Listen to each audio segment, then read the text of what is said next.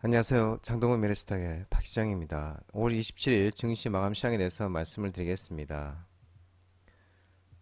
코스피는 2722.99포인트 1.32% 상승 마감했습니다. 저가 매수세가 들어오면서 기관이 순매수하면서 상승 마감했습니다. 외국인 1361억 순매도, 기관은 3258억을 순매수하였습니다.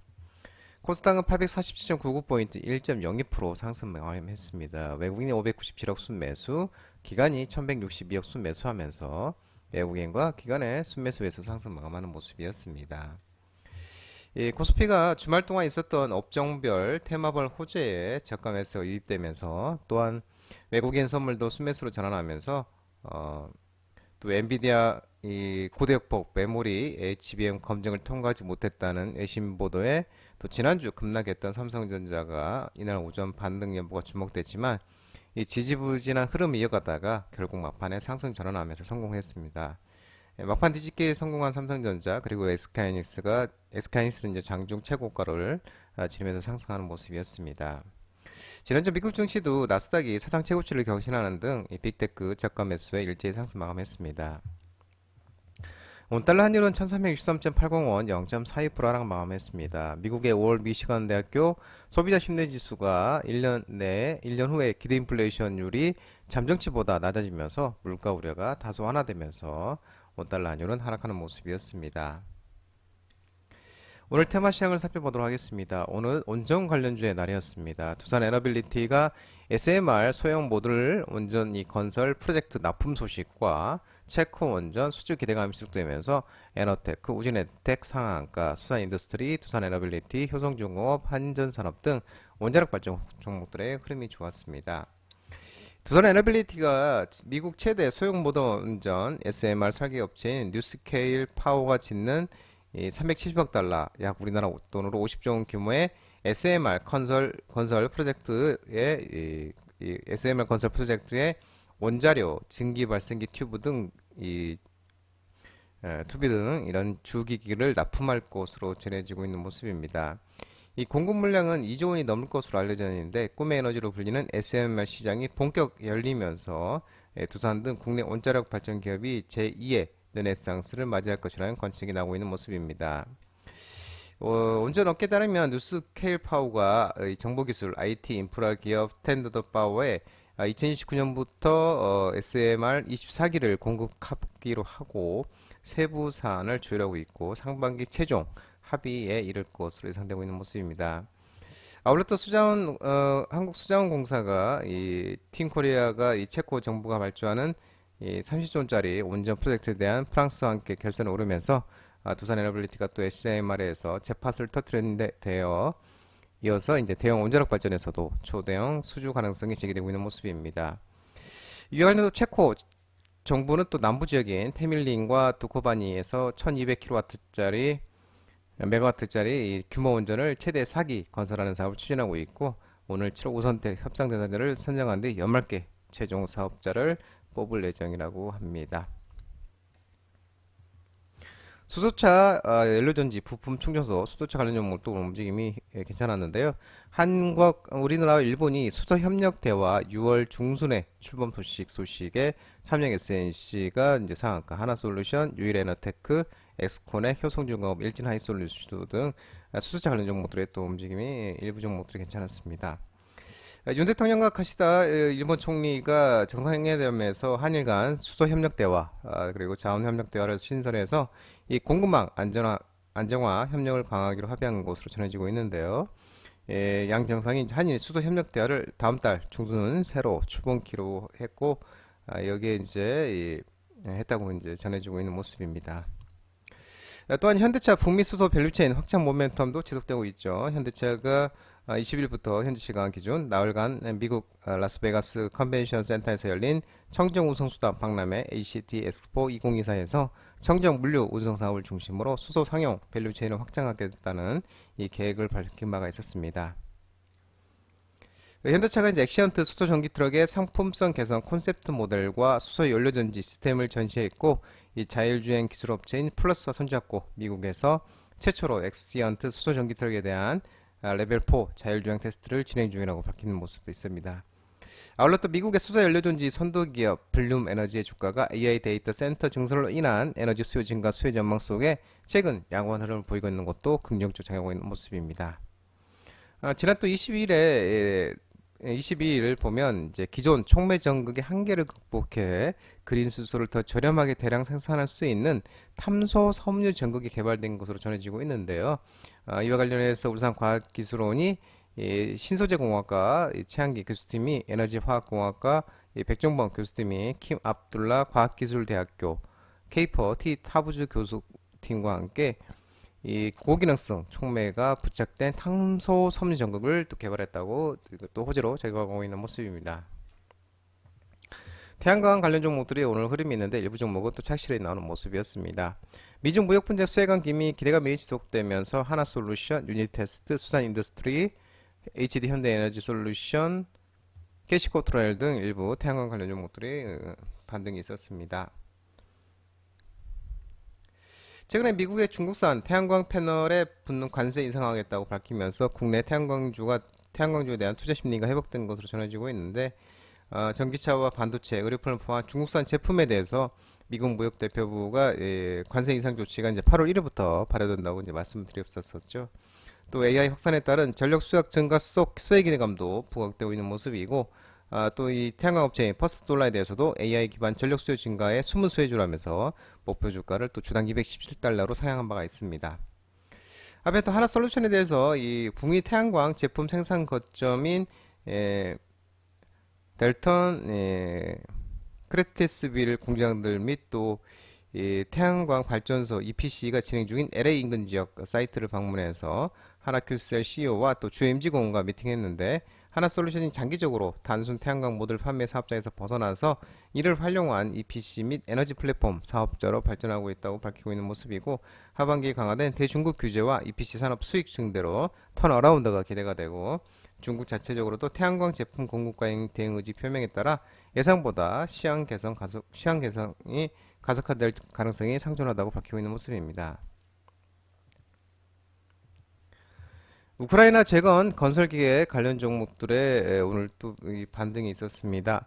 G7이 러시아 동결 자산 가지고 우크라이나 지원하는 것을 지지를 하고 또 우크라이나 니콜라엔코 의원이 원희룡 전 장관과 재건 사업 논의를 하면서 삼부토건, HD현대건설기계, HD현대인프라코아, 통일고무벨트, 현대건설 등 우크라이나 재건 건설기계 관련 종목들이 일부 종목들이 반등이 있었습니다. 한편 이제 DYD는 이 조화장품 브랜드 랠리바이레드 온라인 전 채널 판매 개시 소식도 주가가 긍정적으로 작용하는 모습이었습니다. G7 재무장관들이 이탈리아 스트레스에서 열린 회의에서 약 500억 달러, 68조 원 규모의 채권을 발행해서 우크라이나를 지원하는 방안을 지지하기로 했다고 합니다. 이 다음 달 13일에서 15일 재무부 장관들이 이제 이탈리아 파시노에서 열리는 G7 정상회의 구체적인 방안을 제출하기로 했고, 2022년 2월 우크라이나 전쟁 개시 뒤에 서방이 압류한 러시아 중앙은행 자산 약 1,900억 유로 운용수익으로 채권을 갚는 계획입니다. 약 우리나라 돈으로 281조 9천억 원으로 채권을 갚는 계획이라고 합니다.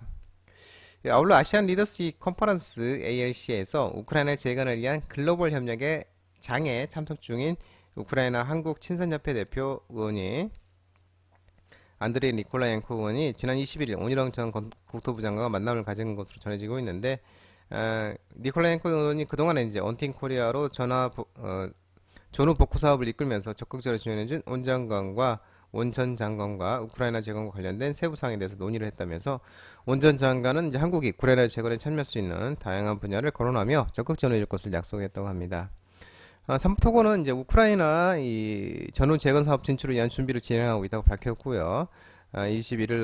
지난 21일 한국 우크라이나 뉴빌딩 협회와 함께 우크라이나 대통령실과 우크라이나 상공회의소를 방문했고 또 MOU 체결과 함께 우크라이나 건설 시장 진출을 위한 프리젠테이션을 진행했다고 설명을 했습니다. 삼부토고는 스마트팜 프로젝트 연계해서 또 인프라 사업에 참여하고 있고 난민 주거시설 건설 공사를 또 수행할 계획이라고 합니다. 유리기판 관련 종목들이 오늘 일부 종목들이 좀 반등이 있었습니다. SK가 가장 강한 모습이었는데요. SK반도체 유리기판 계열사 앱솔루스가 미국 정부서 반도체 보조금 약 1,000억 원을 수령했던 이 모멘텀이 지속되면서 SKC가 급등하고 IC캠, 에어펜에스테크, 필옵티스, 캠트로닉스 등 유리기판 관련주 일부 종목들이 반등이 있었습니다. SK 반도체 유리기판 계열사 방금 말씀드린 것처럼 7,500만 달러 약 1,023억 원의 보조금 지급 계획을 발표했었죠. 예, 보조금 대상이 앱슬론 코빙틴 유리기판 1공장이 연산 12,000제곱미터 규모로 세계 최초 반도체 유리기판 양산 공장인데요. 이 미국이 제정한 반도체법에 따르면 반도체 칩 제조사를 제외한 소재, 부품, 장비 기업이 해당 법 관련 이 보조금을 받는 것은 처음이라고 합니다. 앱솔루트는 또 현재 시운전 중으로 2분기와 4분기 중에 자체 샘플 테스트를 마치고 하반기에 본격적인 고객사 인증을 진행하겠다는 계획인데요. 72,000제곱미터 규모 이상의 이 공장 건설도 추진할 예정이라고 합니다. 유리기판 시장이 2018년에 84억 달러, 약 11조 5천억으로 성장할 것으로 전망되고 있고, 애플, AMD, 인텔 등도 유리기판 도입 계획을 연이어 발표하면서 앞으로 유리기판은 국내의 미래 먹거리 시장으로 부각되고 있습니다.